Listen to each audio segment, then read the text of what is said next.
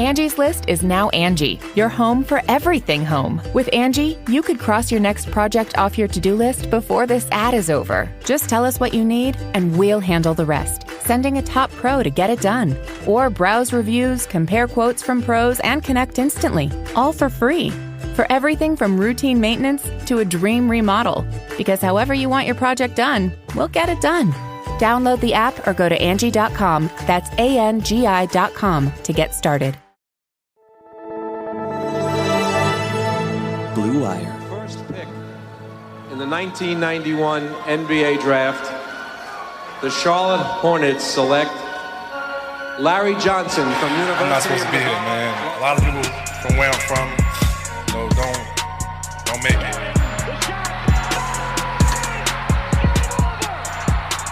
Charlotte, we're back.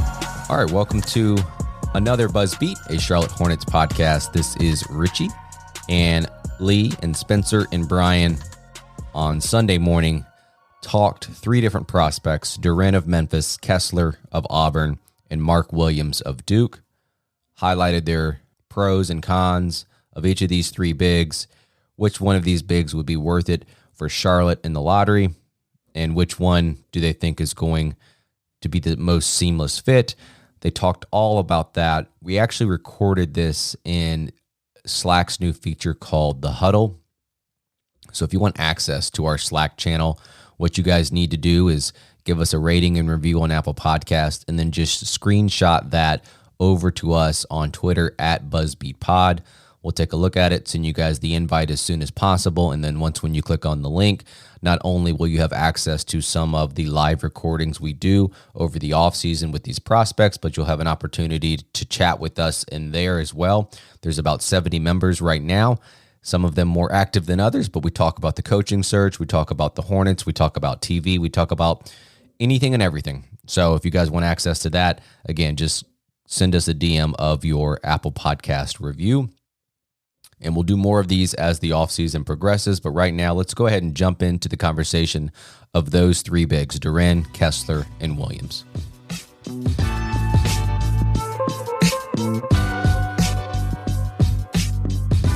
We're going to start off with who I think is pretty clearly the best of the bunch, and the one guy that is just like unlikely to be there if the Hornets draft at 13, but there's a sliver of a chance. I don't buy it. I think he's more of a top 7 or 8 pick, but we're going to talk about Jalen Duren. Finished his freshman year at Memphis, 6'11", 7'5" wingspan, 250 pounds, power center, physical center, and athletically pretty darn special. So I'll start off, I guess, by just kind of getting into some of the physical traits with Duren. The size strength combination is, I think, pretty special. Like he's a very coordinated mover, very fluid mover. His footwork, I think, is really, really impressive. His coordination for that size is terrific. And the vertical leap is explosive. Like the guy gets off the floor in no time. And with that wingspan, he really can be an absolute terror around the basket. So I really like the upside he has on defense. I think he is one of the better defensive prospects in this draft. Overall, I think the processing speed got better as the year went along at Memphis. It's worth noting he is really one of the youngest, sort of like projected lottery picks, if not the youngest, like American prospect for the draft. Yeah, I've got him as basically the youngest player in the draft. Yeah, exactly. He doesn't turn 19 until November, so he'll be 18 still at the start of the season, which is crazy. But I think he just started diagnosing backline help opportunities and filling in the gaps with more consistency. I think he started to communicate better as the year went along. Certainly there are some rough moments, again, in terms of like help defense, defensive processing, pick and roll defense. But I like the physical tools, the age, and that stuff sort of getting ironed out with time and him getting into like an NBA system. And again, I'm speaking specifically about the defense of Duren. And again, over the course of the season, you could see him make strides. The rim protection, like I said, very explosive leaper. The second jump is very good. I think the timing that he has is also pretty solid. And I think he just has like kind of an edge to him in terms of protecting the basket. He had, I think, like the block of the year that came very early in the season against Virginia Tech. just like absolutely, I think it was Naheem Aline, and he just absolutely erased the shot at the rim. It was unbelievable. It's not just his leaping ability that allows Duren to block and contest shots. Like, again, the length and the wingspan is a game changer. And he just gets the shots that I don't think anyone outside of, maybe Mark Williams, maybe Chet Holmgren, maybe Walker Kessler, like he just gets the shots that no one else can really block. And I think that applies to shots that don't come directly at the rim. Like he's good at blocking and testing, your floaters, your runners, the so-called giant killers, like I think he has the ability to attack those shots. As far as, and I'll finish up here on his rim protection, then I'll let maybe one of you two guys go here. But last couple thoughts, again, specifically on backline rim protection from Jalen Duren. He can block shots with both hands. Like he'll use whichever one is closer, which I think is actually like kind of unique for this draft class. And he's more than willing to block shots as like a deflection, right? So this is like the classic, like Bill Russell will block a shot to keep it in play and hopefully jumpstart your transition game. And again, the shot block numbers for him this season were absolutely incredible, as are they going to be for the other two guys we're going to talk about. But Spencer, why don't I turn to you first here? What do you think about Jalen Duren as a backline rim protector? Is he the missing piece that Charlotte needs for its defense here? Maybe not at 18 and a half years old, but I do think that this guy, I mean, he's probably my favorite, just in terms of pure potential. These three we're going to discuss today as well. I agree with that. I mean, I think as a backline drop coverage, defender, he's got just unbelievable instincts at his age. And that's an awesome point you make about, using both hands. That's absolutely unique. I mean, there's not a lot of guys that have the coordination with their offhand, to go up and locate the ball and swat it off the glass. Yeah, I mean, Duren's physicality, or really his size, his frame, his wingspan, his athleticism, those three things put together is, I mean, you can't make this kind of stuff up in a lab, right? And again, going back to his age, the fact that he's not even 19 years old yet, it's just so encouraging with the things that he's already doing defensively. On the other end, I think it's a much different story. I mean, I don't think he's a guy that I shouldn't say never. I don't think he's a guy you're going to throw it into and ask him to go get you a bucket with his back to the basket, or at least that's not really projecting out right now. But he is perfect for what Charlotte wants to do. Just a rim runner, dunker spot guy. Showed actually some flashes in the short roll this year at Memphis, what I thought was pretty encouraging.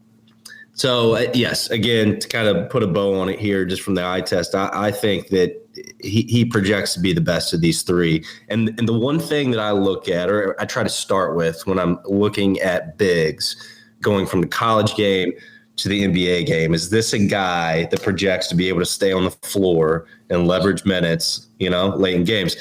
And Duren does. I think his footwork is good. It's not great, in mismatches going up against guards, but he does enough stuff right now with his athleticism that I think one day you clean up some of the footwork stuff, flipping his hips, things like this, and he's a guy that should be able to survive on switches. Not sure I think you can say that a little bit about Williams. Kessler's the one I would really be worried about in that area. So again, that's what I start with and kind of build off of. Is this a guy that we're not going to have to pull off the floor, late in games, and actually stay out there, stick on switches, and be able to protect the rim? I think he's that guy. But it's going to, again, to be clear, it's going to take a while. I mean, I think he's a few years away from actually being an impact player big in the NBA, in my opinion.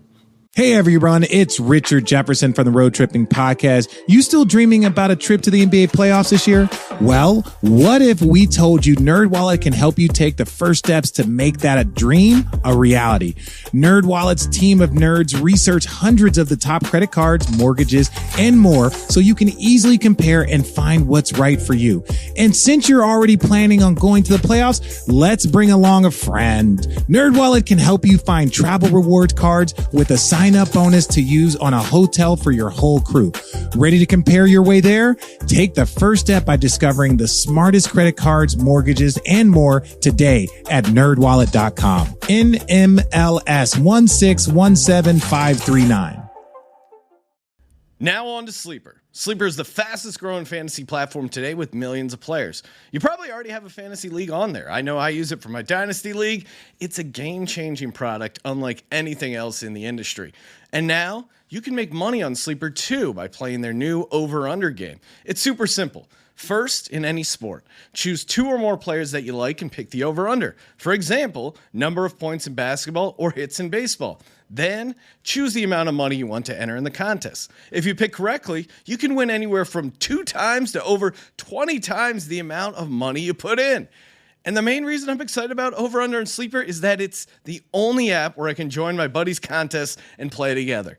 It's got a built-in group chat where I can see and copy my friends' picks with the tap of a button. It's insanely fun to ride it out together. So now on your mobile phone, join our listener group on Sleeper at sleeper.com/Blue Wire, and Sleeper will automatically match your first deposit up to $100. That's sleeper.com/Blue Wire and get that 100% deposit match. Terms and conditions apply. See Sleeper's terms of use for details.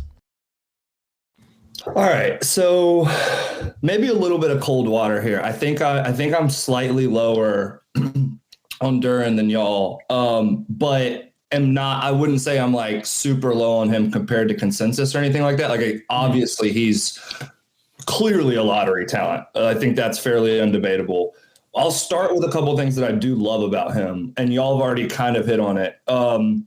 Number one, like it's kind of a shame he's grouped in with these 2 other guys because he is an awesome rim protector. But when you're compared to Walker Kessler and M.Williams, like the rim protection numbers just don't quite pop as much as they would if you compared him to some of the other bigs in this draft class. Like, he was first in the American with almost a 10% block percentage.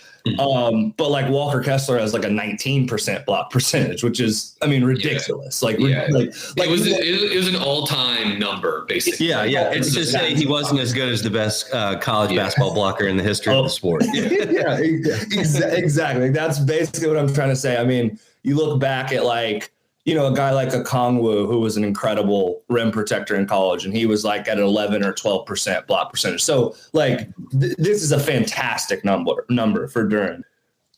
He's like Brian said, he's the youngest player in the draft. I do think he has 2 qualities that are pretty darn important. So maybe I'm like talking myself out of my own opinion right now, but he's got 2 qualities that I think he's better than at Kessler and Williams. I don't think any of them are great passers, but I think he is probably the best kind of like short roll, instinctual passer of this group, like pretty clearly, honestly. Yeah. I don't think it's close, honestly. Yeah, it's not super close. Like Spencer kind of alluded to it. Like he was like, there's some flashes of like some good short roll decision making. I think that's absolutely true and would be like super valuable. I also think he is the best equipped of this group to like bend his knees, sit down, and try and guard a NBA guard or NBA wing in switch situations. Like, I think he's still going to really struggle in that aspect early in his career, but I think his physical profile and athleticism, like he is the best equipped, like Spencer said, to not be played off the floor late in games because of that as an issue. He's a great athlete. He is strong as an ox. And again, like, I know it sounds like a broken record, but he's 18. Like, that's kind of crazy. Where I get concerned about him is offensively. Like, yes, he does have the potential to become a good passer in kind of like leverage situations where the offense has an advantage and he's going downhill. I think that's important. And Spencer kind of talked about it a little bit, like, he's basically either catch and finish or like use his strength to overpower like a college center and kind of just like bruise his way to the basket. that just doesn't seem like a great recipe for like offensive success at the next level for him. I don't think he's going to be able to just, essentially use his strength to overpower NBA centers and score around the basket, nor will he even really get the ball in that type of situation. Like, nobody's going to throw the ball to Jalen Duren like in the post over and over again at the NBA level, obviously. So like, I guess what I'm trying to figure out is offensively, even if he does end up being this like really impressive defensive prospect in those late game situations and those leverage minutes, like, how is he not going to be an offensive liability? And maybe the answer to that question is he becomes a really good passer and he's an offensive rebounder and he creates extra possessions. And like, that's why to me, he's still very much a lottery pick.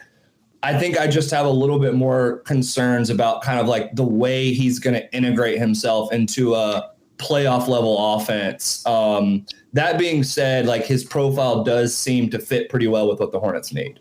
Yeah, a couple of things. So, Spencer was talking about the sort of like switch scheme versatility he offers defensively, and that might be able to keep him on the court to close games out.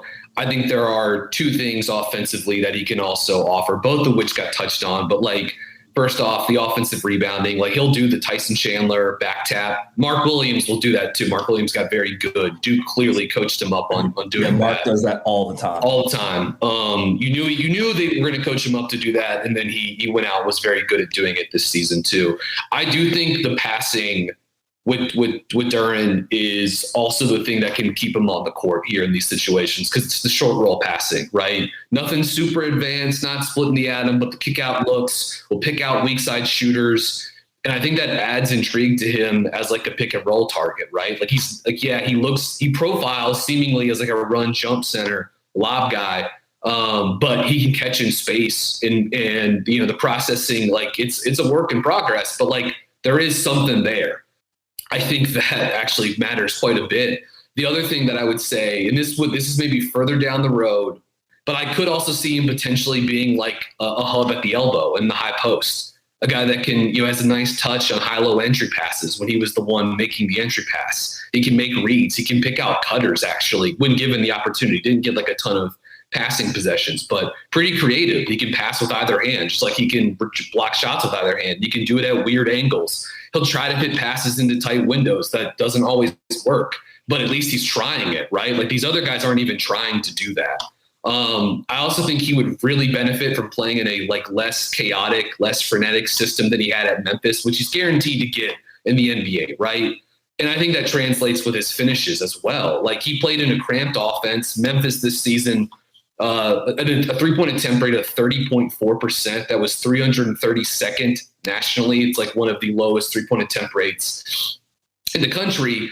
He played in a cramped offense, and no one really just set the table for him. Like, who's the table setter with Memphis? Is it Alex Lomax? Is it Tyler Harris, who's like a 5'9" shoot first chucker at point guard? It's a great point, BG. You know what I mean? They kind of came on because just of their like sheer athleticism and like their waves of depth. But you're right that he was not put in a situation with a guy that could set him up for easy. Yeah, like again, I saw Mark.Williams at Duke this season. We'll get into some of his numbers in a second, but like Duke, everyone on that roster was like told, look for this guy on the lob, man to man. Or if it's zone, drive in the gap and throw the diagonal lob. And the amount of assists that Paolo Banchero alone had to Mark.Williams when they would run 4 or 5 pick and roll, or if he caught the ball at the nail against the zone.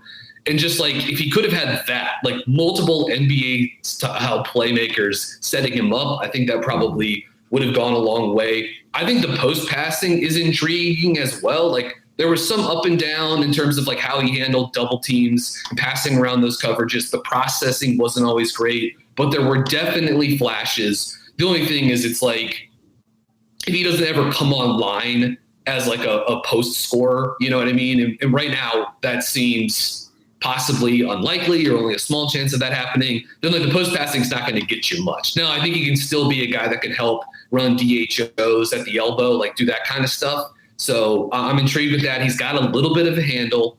Not exactly a guy that like gets into tight spaces with like a functional handle. but he can use it in the open floor or help flip sides of the court, like in a half court set that's gotten pinned on one side of the court. Like, you can see him as being a guy that could really run delay action, right? Like something the Hornets did all the time under James Borrego, something the Boston Celtics do all the time with Al Horford, but they throw it to him in the middle. They've got two guys on each side, and they get into Chicago action or they get into split action. And I just kind of like his ball handling skills with like a dribble handoff specifically, like these quick flips. It's the smooth transition from those flips into like slipping or rolling downhill. And I'd like to see him do more of that. And I think you're going to get that like at the next level, right? More spacing, better ball handlers, better creators. And I think that stuff is like the biggest separator for him versus Williams and W.Kessler and Christian Koloko. Like, he can face up and do stuff with the basketball. Yeah. And so that's where I'm like kind of most intrigued by. And the last thing I will circle back to, you guys sort of touched on this already, but pick and roll defense, I did want to bring this up. This guy, like, I just think the scheme versatility he can offer is intriguing because he can switch. I think he's going to be big enough and strong enough that he could play the drop. Like, he's not, I'm guessing his standing, I'd have to double check, but like, I'm sure Mark Williams has like the biggest standing reach of these guys we're going to talk today. So, maybe Duren doesn't have that necessarily, but I think he can play drop. I think he's got the footwork and the ability to play up at the level or switch. And so I don't know. I think all of that is actually pretty intriguing. And that's one of the other reasons why I think he could possibly stay on the court late in games, because even if you're trying to like mix coverages, you're trying to throw a different target at the offense every time down the court. Duren, I think, is a guy that could potentially give you some of that. Or, okay, this time we're in switch. When this guy comes off a DHO, we're in drop. You know what I mean? I think he has the ability to give you some of that. So I'm pretty bullish on Duren. If he fell to Charlotte, if Charlotte picks 13th and he falls to them, I think it's like, I think it's a home run because he's probably the best player available if he falls to that range, and he fits a position of need too. So any other thoughts you guys have on Duren? Well, you were getting to it. The only other thing I was going to say is just like the templates that like Charlotte's offensive scheme, there are already templates in the playbook that give him immediate reps, right? Yeah. You were talking about those actions, and that's what I think is intriguing about the Duren Charlotte fit specifically, is that he's young, he's going to probably look pretty shitty in his rookie year, high turnover kind of guy, but Charlotte's already got these kind of things in their system. They're a high cutting team. You mentioned the Chicago action. Just imagine Duren in the Plumlee, at the elbow situation. Exactly. So, he's going to get reps. You're going to find out quickly where we need to tap into more and where we need to reel back. And you couldn't say that with a big about every franchise or system in the league. So I think this fit specifically is pretty intriguing. Yeah, and you got to remember too, like, not just the spread pick and roll with LaMelo, but also Terry is very good. Like, Terry really uses those handoffs. That's kind of where he's best in terms of like screen roll stuff, not just like spread pick and roll with Terry.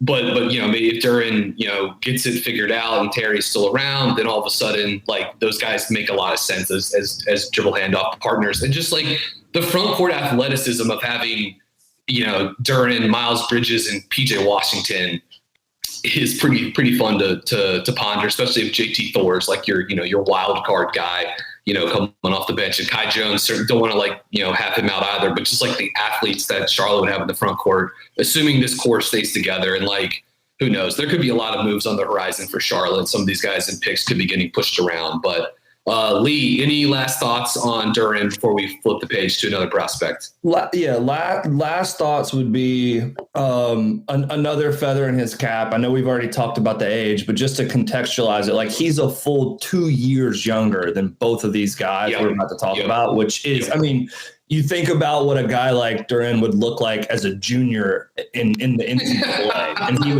he would be a monster, So that's very, I think, important context. And I do agree about all of the kind of like schematic synergies here with what he brings and what Charlotte lacks. Like, there is very much kind of like a puzzle piece aspect there. And to be clear, even if I'm like slightly lower on him than y'all, if he's available at 13, like you pick up the phone and you make the pick. So it's a no-brainer. I would be thrilled for him to be there. I don't think he will be, but I'd be thrilled if he was. Yeah. Someone's mock this week, I think it was Wasserman. I think he had him at 12, and it was like, ooh, that's close, a little intriguing. But I don't see him getting. I honestly don't see him getting outside the top 10, even if he is sort of closer to 10. Last thing I want to say about Duren, and then we'll flip the page. I think he kind of wants it, which is a big deal for big guys like that.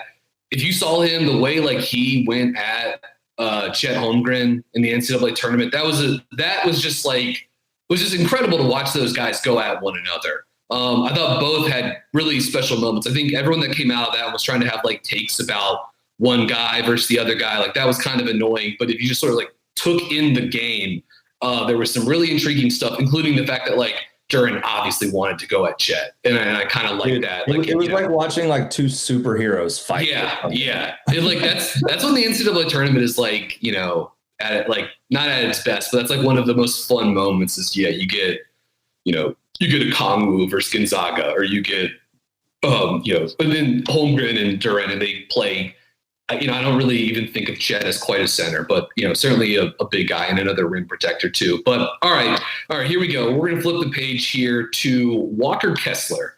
Just finished the sophomore season at Auburn after playing his freshman year at North Carolina, and leaving right around when UNC was getting set to make its coaching change from Roy Williams to Hubert Davis. There's probably a few stories in there, but we'll save those for another time. Pure rim protector. And some of the, his almost for college basketball, like quite possibly like historical, rim protection numbers. 7.1 blocks per 40 minutes this season, 10 blocks per 100 possessions at Auburn. Absolutely insane numbers. 18.8% block rate. Going back, I did this last night, going back to the 07-08 season, only one Division I player finished the season with 18.5% or better block rate. And this is a great name. You guys remember Larry Sanders? Oh, wow. Yeah. VCU. Richmond, VCU great. Exactly. Larry Sanders in 2010. He and Walker Kessler are the only two guys in the Bartorvik database, which goes back to, 07-08, to finish the season with 18.5% or better. That's such a good trivia question. I'm packing that one away. It's so good. Career block rate of 17%, 22% career defensive rebound rate. Only 3 players in the Bartorvik database with career numbers of 16% block rate and 20% defensive rebound rate. So again, Kessler clears both those by a couple of percentage points. And the only 3 guys to do that were Walker Kessler, Hassan Whiteside, which is another great name. And then I don't know if Lee or Spencer, you saw any of Jamarian Sharp this season, the 7'5" guy at Western Kentucky. I caught a little bit of him. It's funny. I actually, next in my queue is Memphis, Western Kentucky. I haven't watched it yet though. He's comically big. It's hilarious. With Kessler on the floor this season, according to Hoop Explorer, Auburn's defense under 91 points per 100 possessions, adjusted under 87 points per 100. Again, with Kessler on the court, opponents under 42% shooting on twos, 28% shooting on the mid-range, and under 50% shooting at the rim, again, with Kessler on the court. And those numbers, by the way, were like even pretty much with him on off. Auburn was a top 10 defense. And I suppose it certainly helps to have a big man room that includes Jabari Smith, Jalen Williams, and Dylan Carville. That's not bad talent there for Bruce Pearl. As far as the rim protection goes, not the fastest mover, which is a nice way of me saying I think he's pretty slow. However, his recovery efforts and his ability to close down space are pretty darn good because of his size and length. This is a guy that has, because of the system he was in, was asked to get out and switch. I don't think that's something he's going to do at the next level. I think defensively, he's a guy that you're probably hoping can be a drop center for you. Like, I think ultimately that's kind of what you would like to get, is him be a guy that could just sort of close down the paint and be a power rim protector. Offensively, we can get into this more, but I'll turn it over to you guys. I do think like in terms of the system, he needs to play with like a 4 that can stretch it, because I think the offense is pretty limited. But Lee, why don't we start with you? I know you're a guy that's been high on Kessler throughout the season. What were your thoughts on year 2 Walker Kessler with the Auburn Tigers? Yeah, so Kessler was a guy I have kind of remained pretty high on. I will say, though, that I think as the season went along, I think I just became a little more like rational and aware of his limitations than I was early in the season. So I have cooled on him just a bit, but like you already did a great job of laying out kind of like his historical rim protection and block numbers, which are just mind-boggling. Part of it is his length. Obviously, part of it is his size. I think one other like really awesome quality he has is kind of like his timing. You know, he does a really good job of like sniffing out when an attacking offensive player is going to try to like do a cheeky reverse layup or is going to try and like throw a couple ball fakes. And like there are times where he would get in foul trouble. But he generally does a really good job of like anticipating when an offensive player is going to try and like be deceptive about a finish and generally like still pretty much erases those attempts. He does have this kind of, I think I would almost describe it as like a bad habit because I think he relies so heavily on his ability to rim protect. It's like he almost relies on it too much at times where he will give up some easy baskets because he like kind of overestimated his own ability to recover on a play. And some of that is just due to the fact that, like you said, Brian, like he is just kind of slow. So the way I'm kind of thinking about Kessler is like, I believe the rim protection fully translates, particularly as like kind of like a rotational help defender. And even like in one-on-one, like defensive matchups, I think he's going to be doing a pretty good job. I think as a drop defender, he'll do a great job rim protecting against attacking guards. Offensively, the way I think about it is like one of two things is going to have to happen for Kessler to truly like realize his potential as like a starting level center, which is going to be an uphill battle, I think, for him, like it is for any young prospect. He's either going to have to become a good passer, which seems unlikely, frankly. Like I wish so bad that Kessler was a good passer, but he's just not there yet. If he was, it's a completely different conversation, I think. Or the shooting is going to have to come online. That I'm like a little bit more optimistic on. It's not there yet by any means. I think he was 10 for 50 from the 3-point line this year at Auburn. Correct. He's not like scared to shoot, but it's not the mechanics are not completely sound. He was 59% from the free throw line, 53 for 89. So like it's going to be a long, arduous journey of 500, 1,000 shots a day for Walker Kessler for multiple years, probably, to ever become like an average 35% 3-point shooter. Like that is a big task for him to do. I think it's possible. Like, I don't hate all of his mechanics. I just think he has a long way to go there. I think the point I'm trying to make is for teams not to essentially treat him like Mason Plumlee. He's going to have to either be able to pass or shoot. I am slightly more optimistic on the shooting than I am the passing, but I think if you're a detractor of Walker Kessler, it's very fair to say that neither of those two things come online. And then that mixed with the lack of defensive versatility and ability to switch would be kind of enough to kill him as a prospect in regards to ever being like a truly important rotation player on a good team.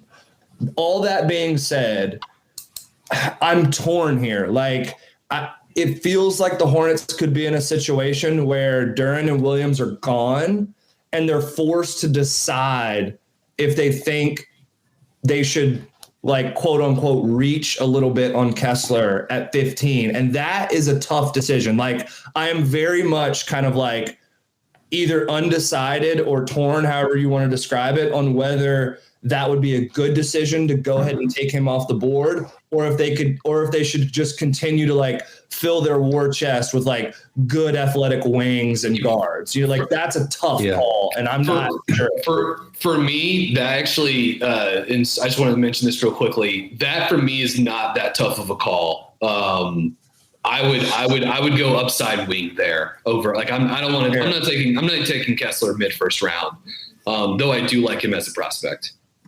Yeah, I think there's like a really, really good NBA player in here because I think if you just boil it down and look at these three guys, who's the one that comes with the most NBA ready skill right now? It's Walker Kessler and shot blocking, right? Like it's like you have that right now, and it's elite. I think it's going to be pretty elite, or at least above average, to be sure, in the NBA right away, day one.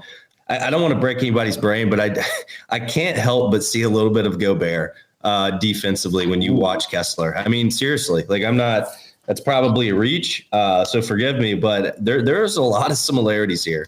And that's not always a good thing either, right? Like he's not going to be able to hang in on switches. You know, he is slow. You guys have both touched on that.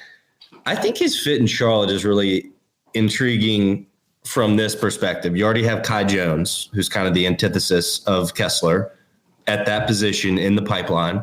You have another lottery pick. We're just assuming they're going to use both, where you could get a Jeremy Sojan, who covers up for all of Kessler's late game sins. You know what I mean? So like there's ways to place the chess pieces on the board where I think that maybe Kessler's the perfect regular season center for Charlotte, right? Is the way I would kind of look at it. Just to cover up for that just awful deficiency that this team has had for years and years and years now, which is shot blocking. Just a guy in the middle that just deters stuff away. And you live with the deficiencies on offense. Opponents, yeah. Yeah, that just upgrades that piece of this team's game. But I mean, how you make him fit in offensively, I'm not really sure about his fit with LaMelo.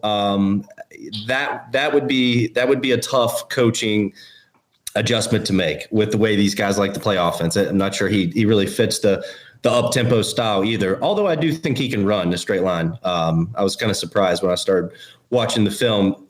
I wouldn't call him an athlete, but he's better as a straight line sprinter than maybe I was even expecting. So anyways, I mean, you guys pretty much touched on all the strengths and weaknesses, but I think if you just boil it down, you look at, here's a player that I think is an above average, again, think about it as regular season NBA center. I do think that's Walker Kessler. Now, it's the same conversation we always have, though. It's like, does that translate to a winning playoff 5? And that's the answer. That's not always yes. So it's like the tale of, I think there's enough in here to draft him at 15. I probably wouldn't do it at 13, but I think there's enough in here to draft him at 15 and work with him on his athleticism, try to mine a shot, out of here. I think you're right, Lee. I don't think there's really a great passing big in here. And he kind of has a catapult jump shot right now where he loads it up on his right side and just the elbow just kind of catapults a cannonball. Yeah. It's not pretty. Catapult is a kind way to describe it, probably. but also, his willingness to shoot it is a starting point, right? Like that's always a starting point for a big. Like okay. All right, yeah. He's got enough confidence, albeit maybe some irrational confidence, to shoot it. So let's work off of that.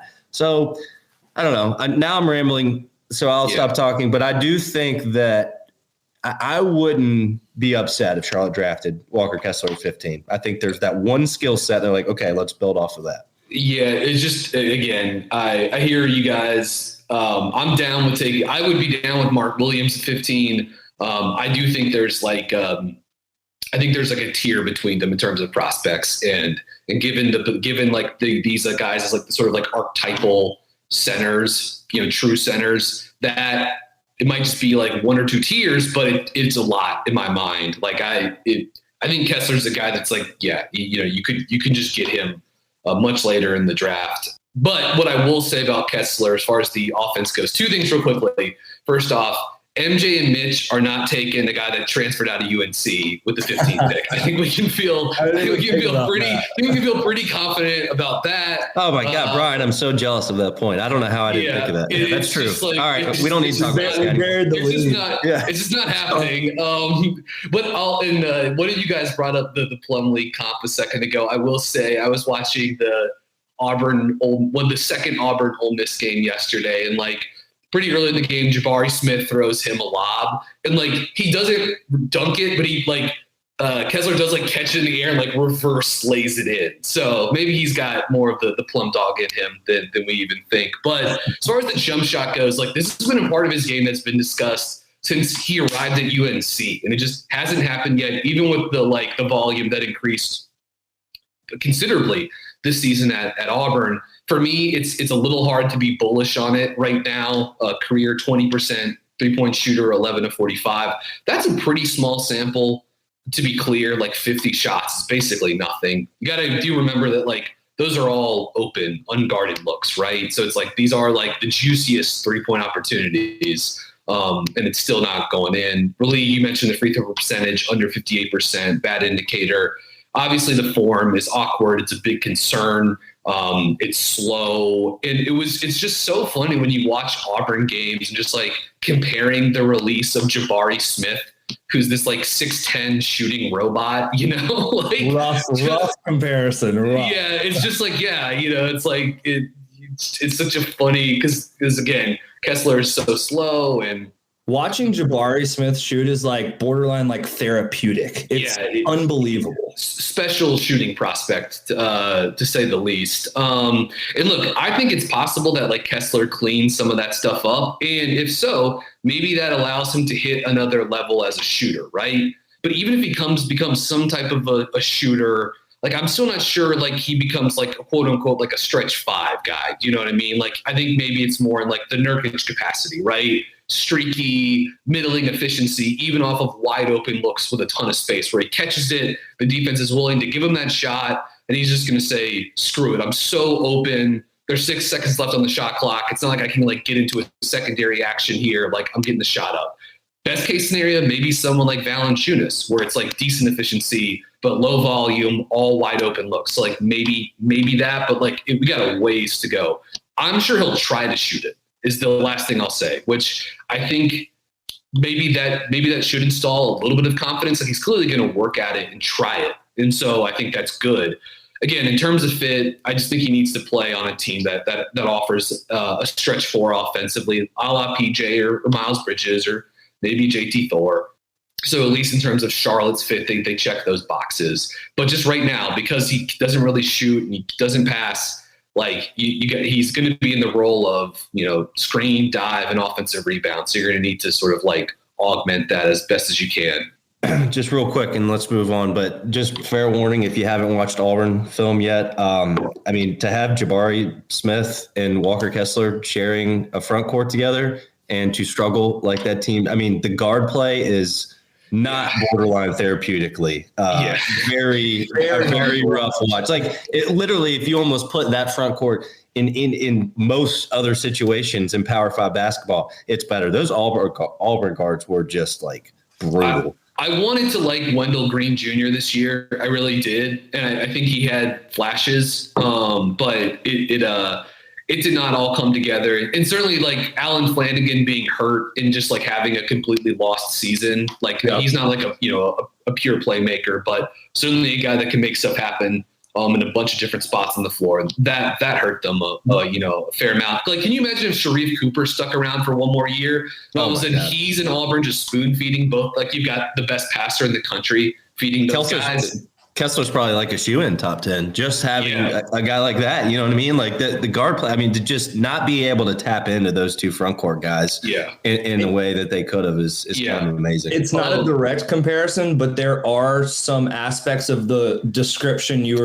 were making with Memphis, BG, where like they're for sure, like just not a great table setter, to use your words. And the other thing I'll say is like there were times where Jabari Smith would have like almost like borderline bad body language, and I don't even hold it against him. No, not at all. He deserved to be frustrated at times because they just would not give him the ball in like good situations. As he's like I was watching the Mississippi State game, he was on fire, and they just like wouldn't throw him the ball in the second half. It was ridiculous. Just the ultimate irrational confidence backcourt. It's unbelievable. It's like if and when we talk about Jabari Smith, it has to be a part of the conversation. The lack of shooting around him was just like, it was comical at times this season to watch. Like, again, the difference between like the best shooter on a team and the second best shooter on a team, I don't think you're going to find a bigger like delta than what you saw at Auburn this season. It was pretty hilarious. But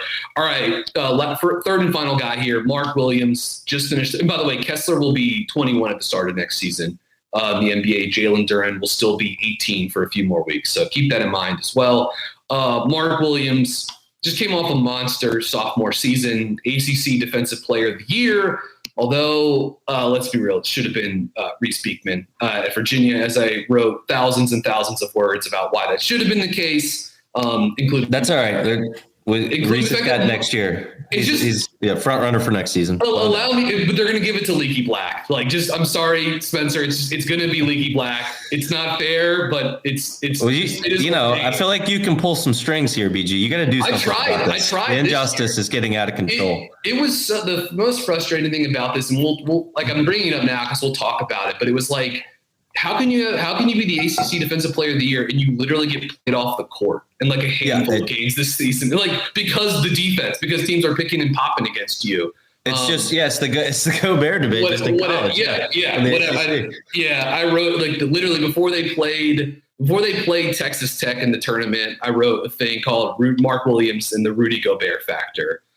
Because Texas Tech switches so much. So that had a little bit more to do with offensively, but there was some stuff in there about his defense as well. So 11% block rate, 4.8 blocks per 40 minutes. He shot 78% at the rim this season, which is nutty. 96 dunks this season, which was number one in Division I basketball.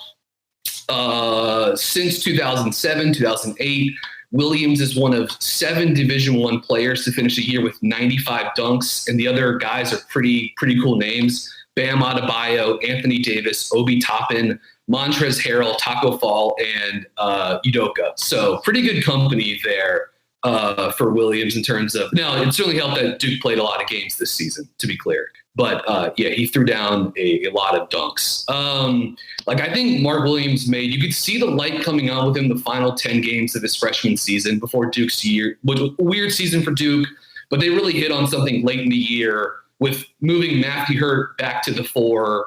Jalen Johnson leaves, moving Hurt to the 4 and playing Williams as this like rim runner, rim protector at center. And that's something that translated this season with Paolo Banchero, not the shooter that Matthew Hurt is, but just an incredible playmaker at the 4 spot. And Duke really hit on something with those two guys. But I think he made tremendous strides as a defender, even though he can still get played off the floor when opponents go 5 out or start cooking in pick and roll or pick and pop action. Like his fundamentals have really improved there, but he still gets burned in the pick and roll. And I think some of that was like Duke missing on like some sort of like baseline instructions for where to place him. I think they wanted him to play up to the level too much. And I think that caused issues on the backside of I think teams were able to get to the rim around Williams just because like there was just too much of gap in the middle of the lane. And I sort of worry about that getting to the NBA. I mean, I think some of that stuff will get straightened out, but just given like the collective shooting, passing, ball handling in the NBA, I do worry a little bit about Williams being able to hold up in the pick and roll unless he's being asked to just drop.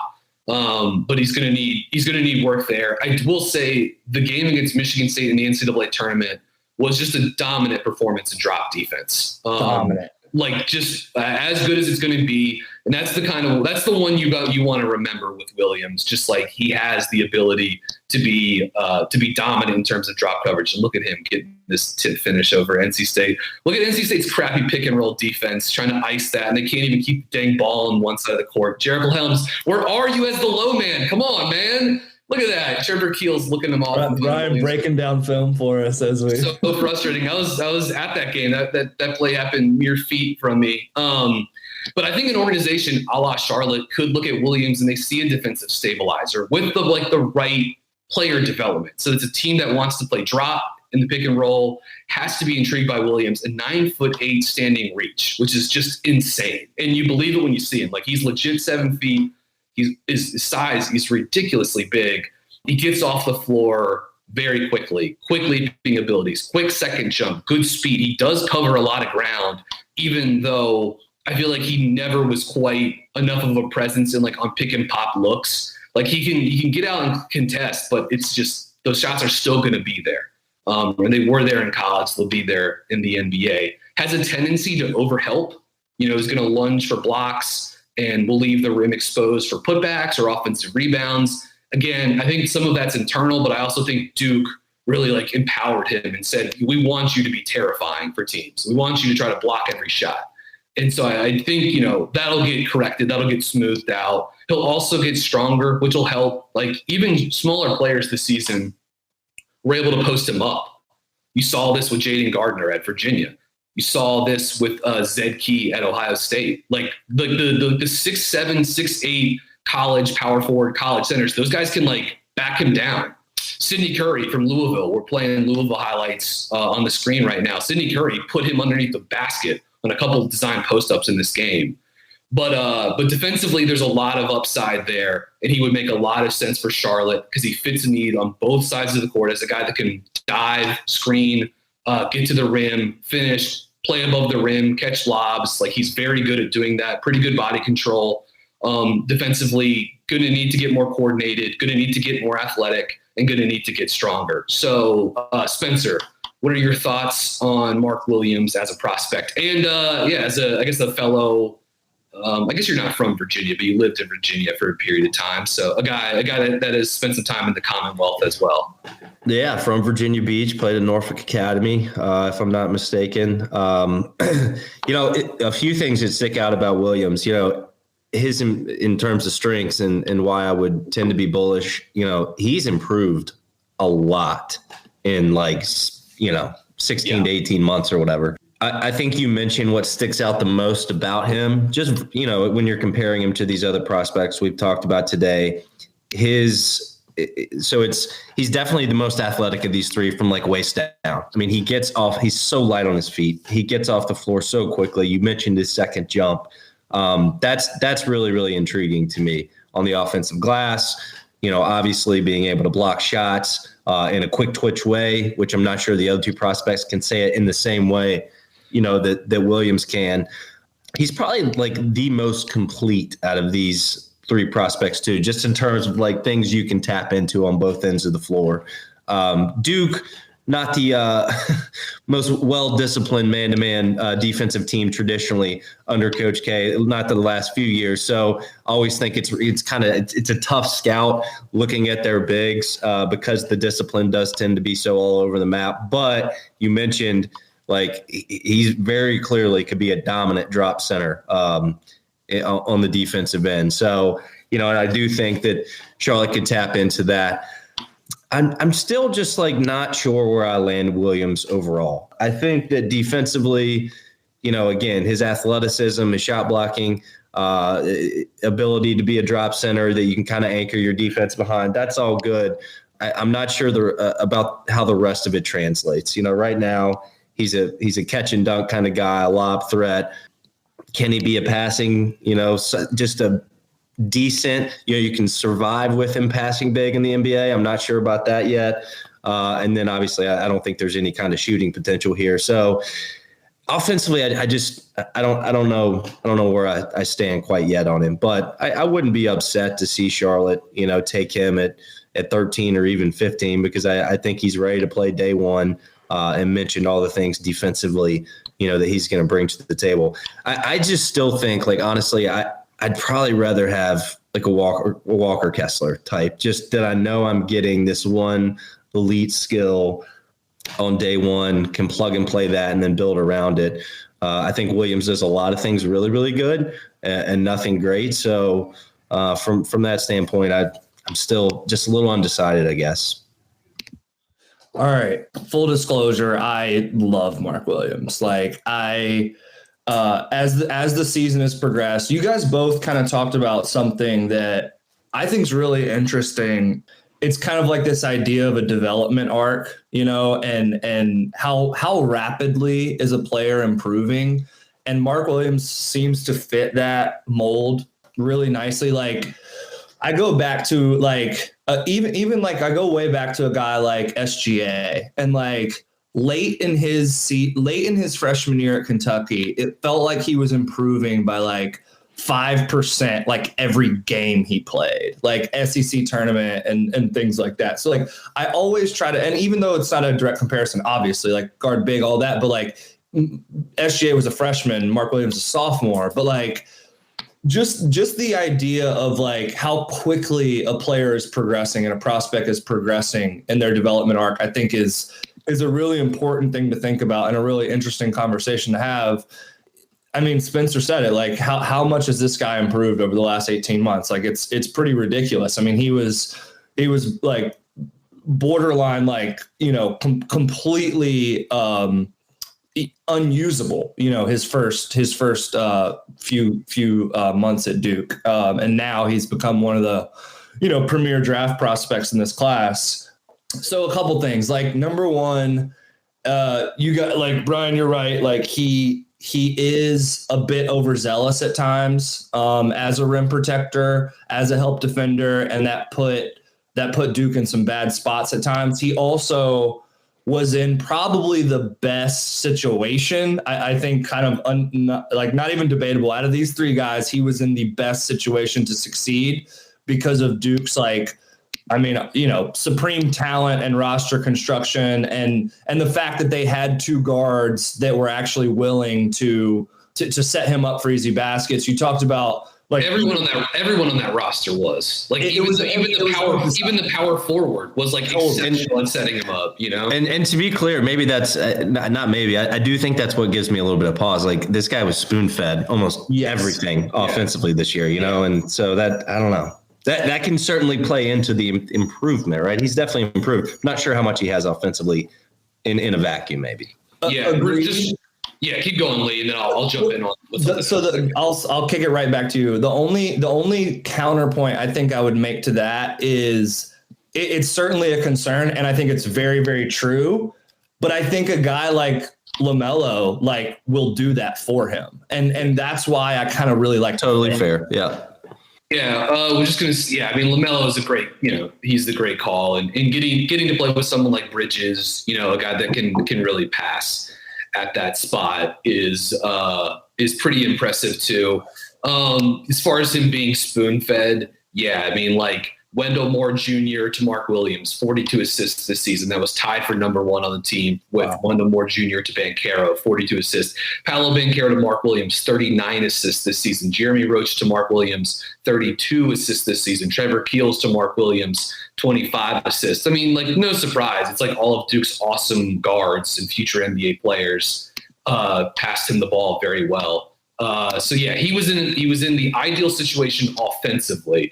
I think defensively, you know, maybe there's some stuff you can talk about a little bit. Duke was definitely, like, more versatile guarding pick and rolls when Theo John was out there. Maybe not, like, as good as just having, like, Williams in the drop and Williams rim protection, but John being able to switch or being able to show and slide a little bit better 20-some feet from the hoop was something to keep an eye on. This was something else that I brought up during the season when doing the very stupid and silly Defensive Player of the Year argument. Duke's defense was actually less efficient with Mark Williams on the court this season. 103 points per 100 possessions with Williams off the court, 96.3 points. Even when you adjust it, they were still better with him on the bench this season. That's, you never want to build too much off just, like, individual defensive rating, right? Because so much goes into that. And we can be far more savvy with how we're evaluating these prospects. So again, Williams has a chance to be a special rim protector. Honestly, for me, it's kind of like, I know Kessler's numbers are better in terms of blocks. I think they're both I think Williams I think they're, like, similar rim protectors. I'm going to be honest with you. Like, again, maybe that's silly to argue because Kessler's numbers are so impressive, but Williams' ability to block shots is still like a 99 in this class, and kind of in my opinion. So I worry about the scheme versatility defensively, even though I think he showed the ability at times to guard higher. Duke used him to switch at times, and, like, he doesn't really get down in his stance, but laterally he's pretty athletic. And that's something Coach K actually talked about this season a lot, where he was like, even from, like, November until, like, February this year, in the eyes of the staff at Duke, they thought Williams laterally got more explosive and was more fluid. I would tend to agree with them on that as well, although there's still a lot of stuff to iron out. As far as some of these sort of marginal offensive things we're talking about, he showed a little ability to face up and pass, kind of on the occasionally on the short roll, once every couple of games. Every now and then when he would catch at the elbow and face up, he can do that a little bit too. Be attacking the basket and a help defender would come over and he would dump it down. Pretty simple stuff, but at least some flashes. Yeah, not incapable for sure, but it's just not fluid yet, and there's some processing happening. Not to say that can't improve. I'm not sure where I stand on it quite yet. Yeah, and again, the shot, he's not going to be a stretch five. He did occasionally at times, even back to his freshman year, catches the elbow or at the nail and face up, and he's actually got a little bit of touch. And I think that does translate to the fact that he shot, 66% on free throws for his career. I was going to say, sneaky good free throw shooter. 73% this season too. Again, he's got a little bit of touch. I think he does need to. I think this is something he was improving on as the season went along too, but it would really need to ramp up in the NBA.